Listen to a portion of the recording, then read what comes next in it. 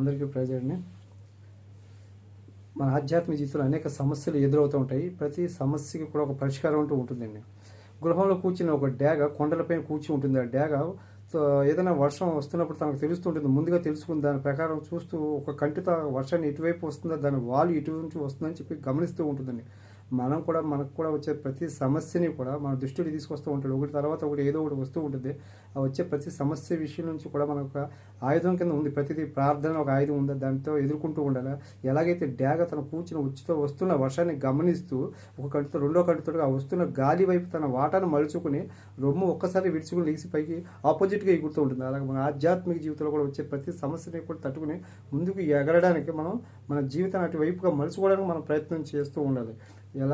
ఎట్లాగైతే డేగ తన ముందు చూపుకి ఎలాగైతే ఉంటుందో దృష్టి తీసుకొచ్చే ప్రతి సమస్యని కూడా మనకు అది ఉద్యోగపరంగా కానివ్వండి, ఆర్థిక విషయాల పరంగా, అనారోగ్య సమస్య పరంగా ఏ సమస్యను ఎదుర్కోవడానికి మనం ముందుగా డేగలాగా ముందు చూపు కలిగి ఉండడం అనేది మనం ప్రతి ఒక్కరు కూడా ఈ విషయం నేర్చుకోగలిగి ఉండాలి. ఎందుకంటే మన ఆధ్యాత్మిక జీవితంలో వస్తున్న సమస్యలు ఇవే ఎక్కువగా ఉంటూ ఉంటాయి. కాబట్టి ఈ విషయం తెలుసుకుంటామని చెప్పి మరీ గమనిస్తాం.